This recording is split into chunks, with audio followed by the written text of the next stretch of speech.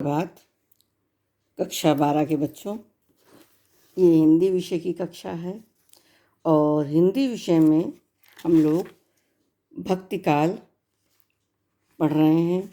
भक्तिकाल की राजनीतिक स्थिति, सामाजिक परिस्थिति, धार्मिक परिस्थिति, साहित्यिक परिस्थिति पढ़ने के बाद भक्ति आंदोलन पढ़ा मैंने और भक्ति आंदोलन में उनकी कितनी शाखाएं भक्तिकाल की थीं, निर्गुण भक्ति शाखा और सगुण भक्ति शाखा, इसको पढ़ा।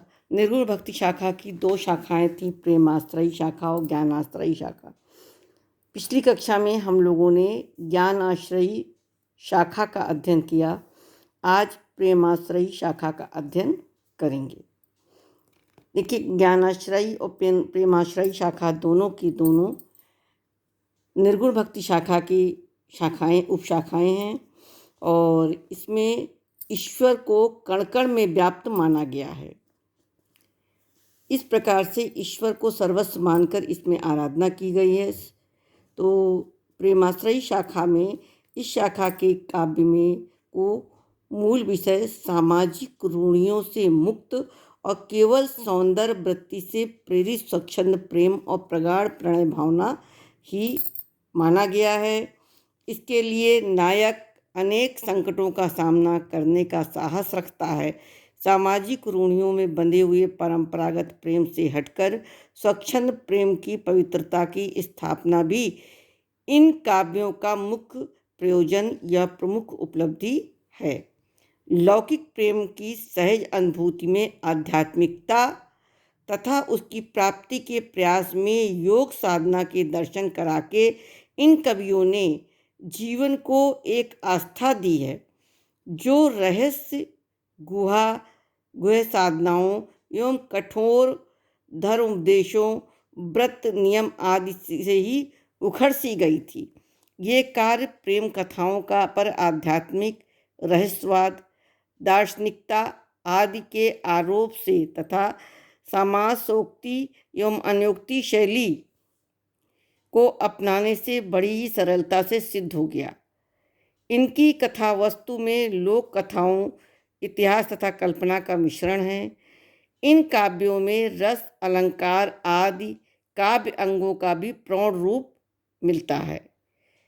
इस धारा में मुसलमान और हिंदू दोनों ही धर्मों के कवि आते हैं। अधिकांश तो सूफी हैं, पर कुछ निर्गुण संत और कृष्ण भक्ति कवि भी हैं। इनमें बहुत ही रहस्यवादी कवि भी हैं। रहस्यवाद के दर्शन से इस धारा के अधिकांश कवियों का भक्त कवियों में अंतर्भाव हो जाता है। शुक्ल जी ने प्रेम मार्गी भक्तों की रचना शैली को मसनवी शैली कहा है, पर कुछ आलोचकों ने इन्हें भारतीय परंपरा का कथा काव्य माना है।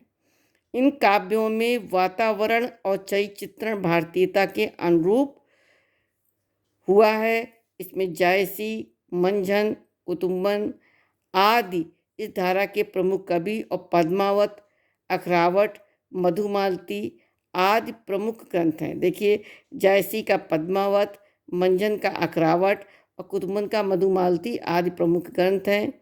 इस शाखा के अधिकांश कवियों की भाषा अवधी थी और पर इनके कवियों में ने राजस्थानी ब्रज और राजस्थानी मिश्रित ब्रज का भी प्रयोग किया है। ये तो प्रेमाश्रयी शाखा हुई। इसके बाद सगुण भक्ति पढ़ेंगे हम लोग।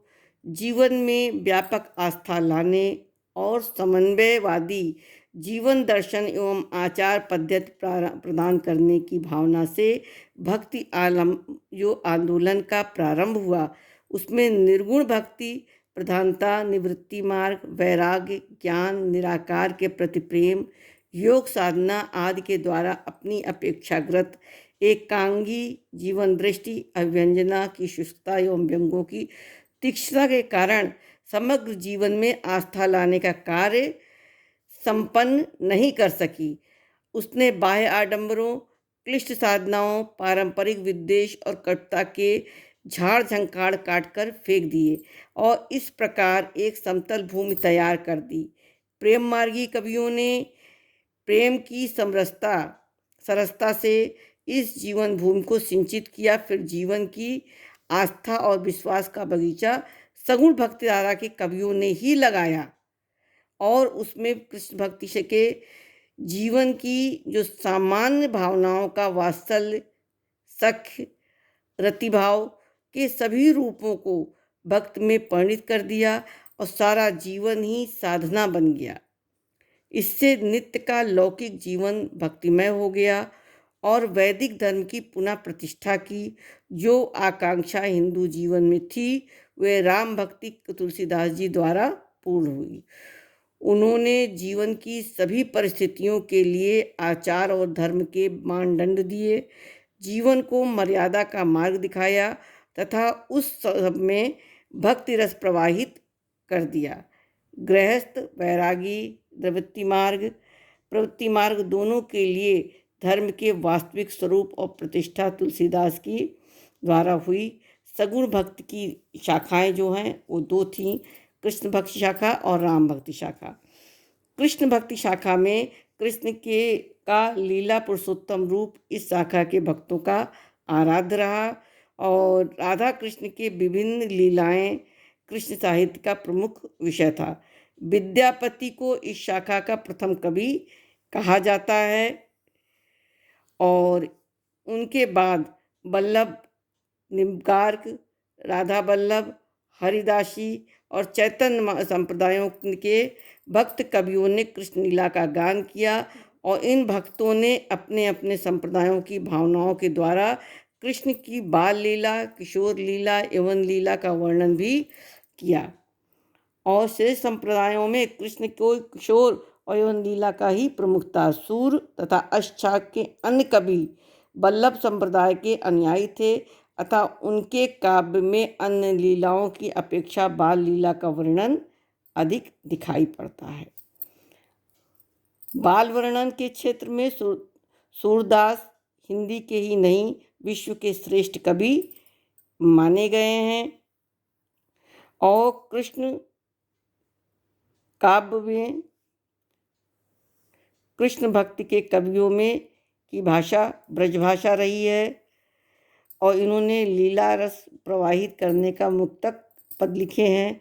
सूर सागर सूर का विशाल काव्य है। इस ग्रंथ का उपजीव्य भागवत है। इसमें कृष्ण के संपूर्ण जीवन का चित्र है पर कवि मन कृष्ण की बाल लीला और गोपियों के साथ की गई प्रेम लीला के संयोग और वियोग पक्षों का हृदय स्पर्शी वर्णन से रमा हुआ है। ये कृष्ण भक्ति शाखा है। राम भक्ति शाखा में इस शाखा के कवियों ने मर्यादा पुरुषोत्तम राम के चरित्र का वर्णन किया है और राम को साकार रूप मान करके उसका वर्णन किया। राम के चरित्र द्वारा ही जीवन के सभी क्षेत्रों के लिए धर्म, सदाचार, कर्तव्य का संदेश जन साधारण के हृदयगम कराया जा सका। राम के चरित्र से भारतीय संस्कृति की समन्वयवादी रूप को पूर्ण प्रतिष्ठित हो सकी और राम का चरित्र इतना महान और व्यापक है कि इसमें संपूर्ण मानव मात्र को धर्म और जीवन का संदेश देने की क्षमता दिखाई पड़ती है। यही कारण है कि काव्य के प्रबंध, मुक्तक, गीत आदि प्रकार और दोहा, चौपाई, कवित्व, घनाक्षरी आदि शैलियों का आश्रय लेकर रामचरित वर्णित किया जा सका। राम काव्य जैसे भक्ति के सर्वांगीण रूप का परिपाक हुआ है वैसे ही काव्य उत्कर्ष भी अपनी चरम सीमाओं का स्पर्श करता है।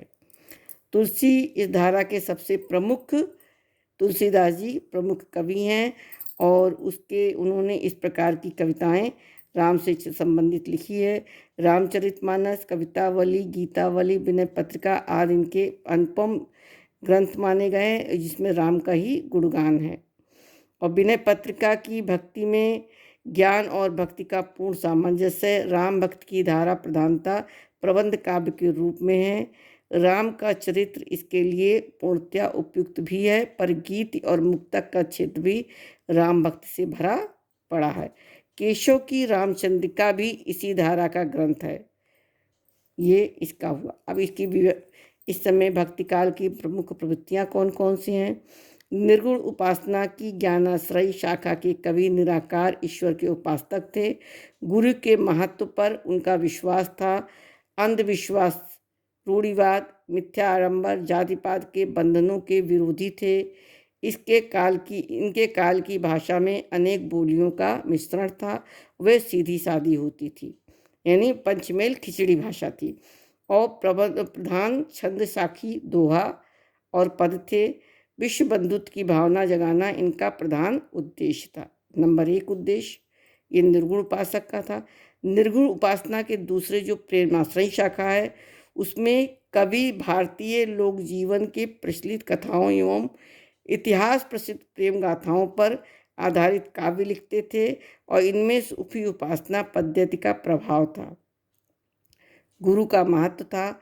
भाषा अवधि थी, और दोहा एवं चौपाई प्रमुख छंद थे। इनकी विशेषताएं हर शाखा के उपशाखाओं के अनुसार दिया हुआ है।